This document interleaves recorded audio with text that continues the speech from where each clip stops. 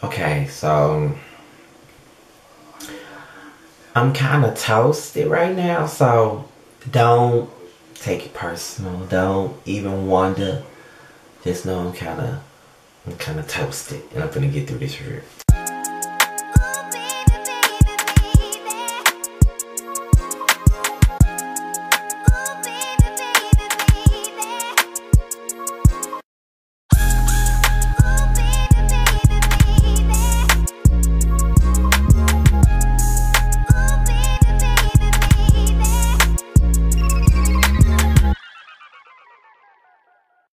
We're here for the Love and Hip Hop Miami season finale of season 2. I think this is episode 11, so we're gonna get right on into it right about now.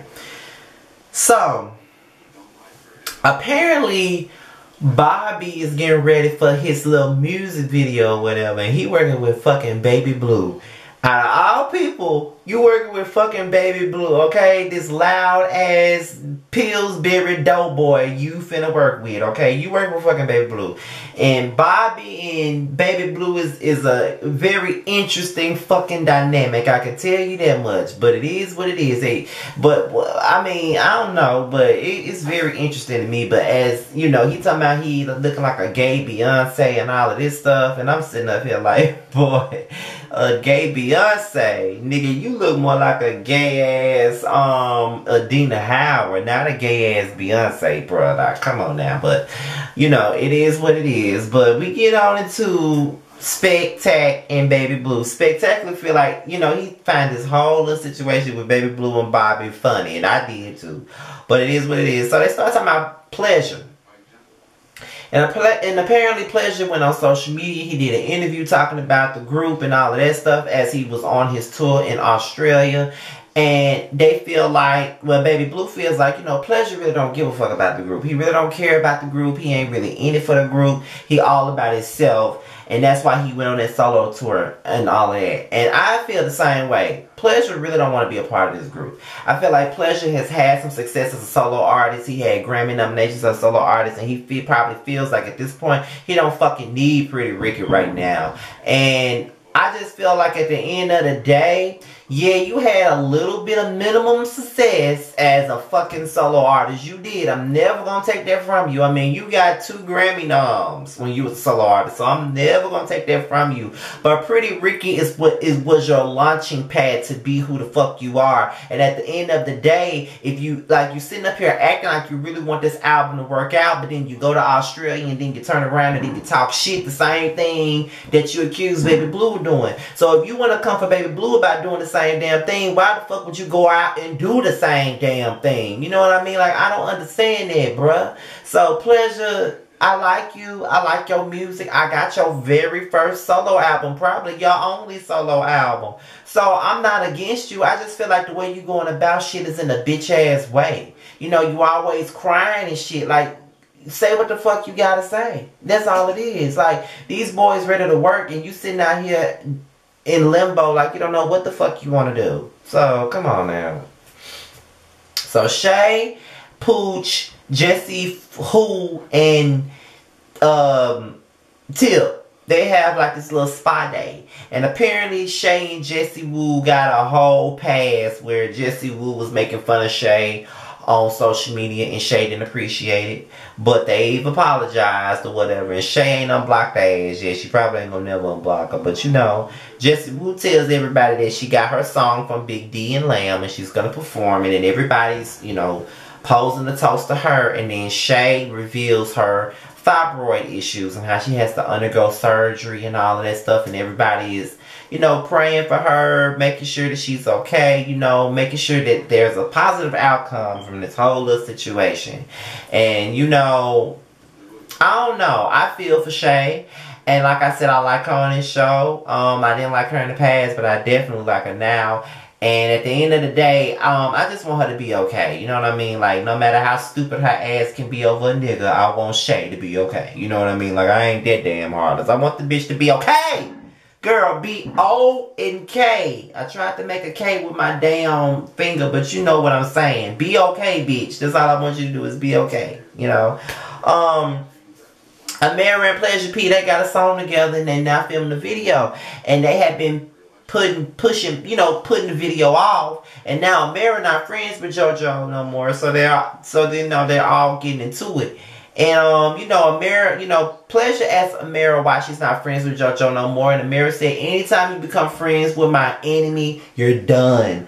And me personally, I just, like I always say, I always put on real life TV videos. And I just needed to let y'all know, I can give a fuck who you friends with. Like, just because I don't like a bitch, don't mean you got to dislike the bitch. That's my problem. That's my problem. I don't need my friends to have a problem with somebody just because I have a problem with them. This is not high school. This ain't elementary school. This ain't motherfucking middle school. If I got a problem with somebody, that's my business. It ain't got nothing to do with you. I don't need you to dislike nobody. I don't need a peanut gallery. I don't need none of that. Let me dislike this bitch by myself. If you want to speak to this bitch and be cordial with this bitch, have at it. I don't give a fuck about it. You know what I'm saying? So, I don't understand why people act like, you're supposed to hate the same people just because y'all friends. I ain't finna dislike no damn body who ain't did a motherfucking thing to me. You know what I mean? Point blank. And, I had to let a bitch go for that type of shit. Like, bitch, I can speak to whomever the fuck I want to. Like, I was speaking to these bitches before I got cool with you. So, what the fuck you mean, bruh? Like, I ain't got to do all that, so fuck all that. Amira get on my nerves sometimes. But then they start talking about JoJo. I already talked about JoJo. Then they start talking about Pretty Ricky.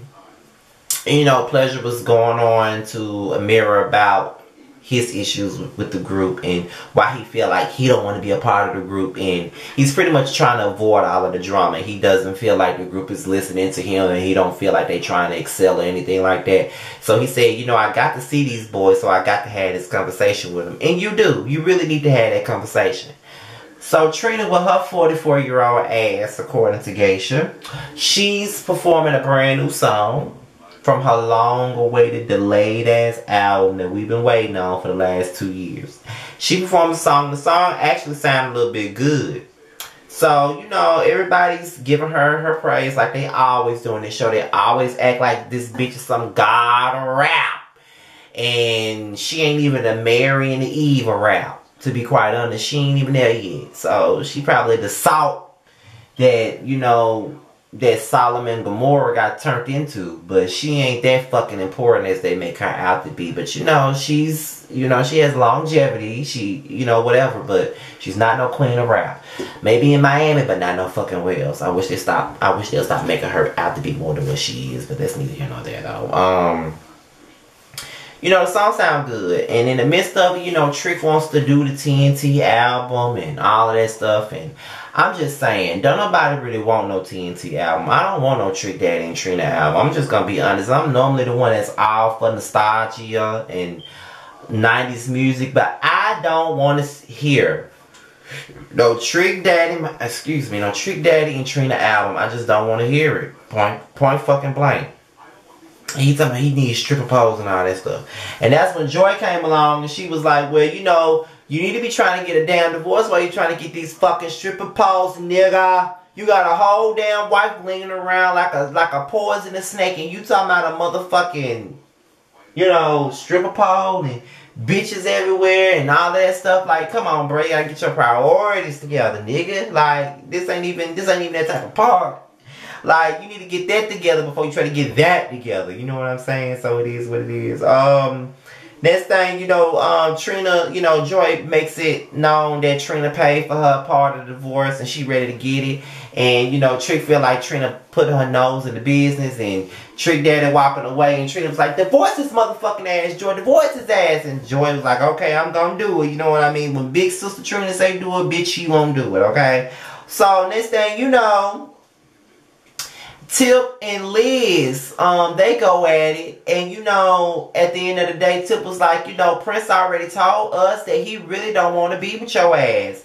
And I was just sitting at the TV looking like, okay, so Tip got the tea that Bobby and Prince been fucking, and she know that Prince don't want to be with no damn Liz. Because let's just be honest, I'm not the type of nigga that thinks that every man is gay. But I really believe that Prince is a princess, okay? I really believe that his ass is motherfucking gay. And the way that him and Bobby go at it the way that they do, you can't tell me Bobby ain't never had a sample. You can't tell me he ain't never had no fucking sample. You can't tell me that. How would I know? Because I've been in those situations where a nigga be so damn mad with me. Why? Because point blank period. So fuck all that. Prince ass is gay. He may not be as gay as me, but he fucking gay.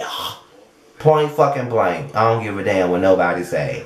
Next thing you know, Jessie Wool on the mirror come up and you know, what the mirror say? Last time I saw her, she said, me and my mama could get it too. And Jessie was like, and you still can. I'm like, that is a mood if it ain't no mood before. Bitch, if I say you and your mama can get it, bitch, you and your mama can fucking get it. So at the end of the day, they all, you know, they trading jabs at each other. They're going back and forth. And then, you know, they finally come into a resolution that they like each other before this and they need to just get over it. And they finally shake hands and get past it. Because I got sick of Jessie Who and Amira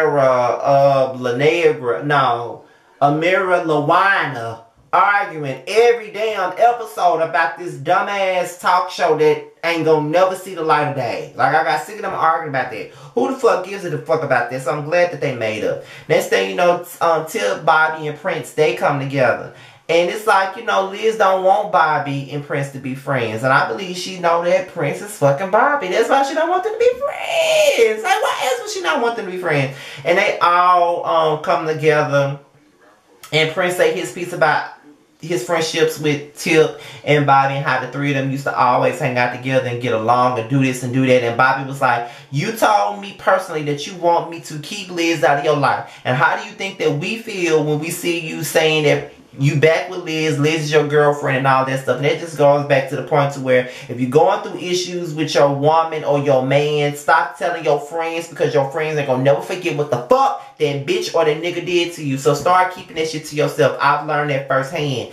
If I'm venting to you about what the fuck a nigga did to me, I know my friends, if I'm venting to a friend about what a nigga did to me, I know my friends is gonna keep that with them.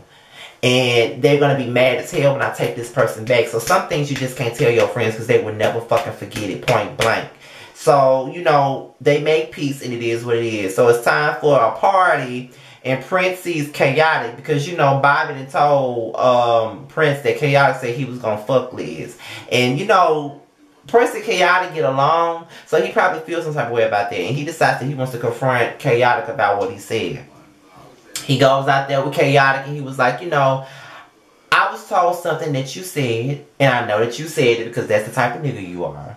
You said that you would fuck Liz. Now, if I said some shit like, I'ma fuck your sister, how would you feel?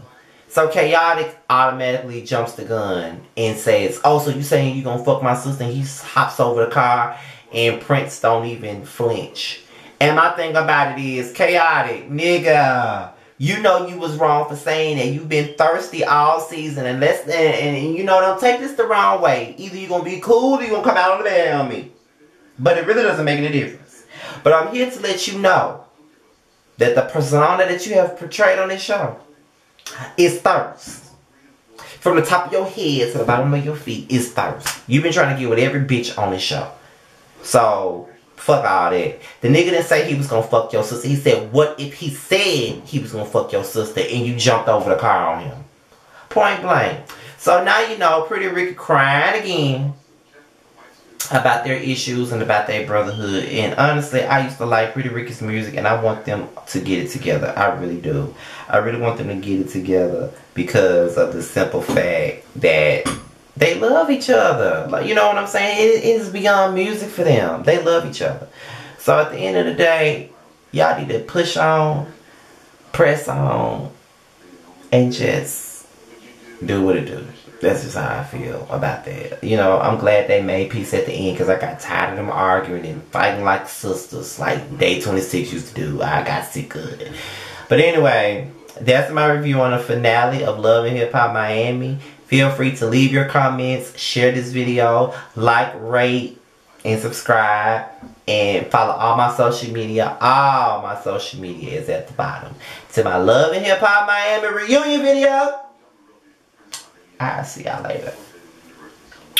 Peace.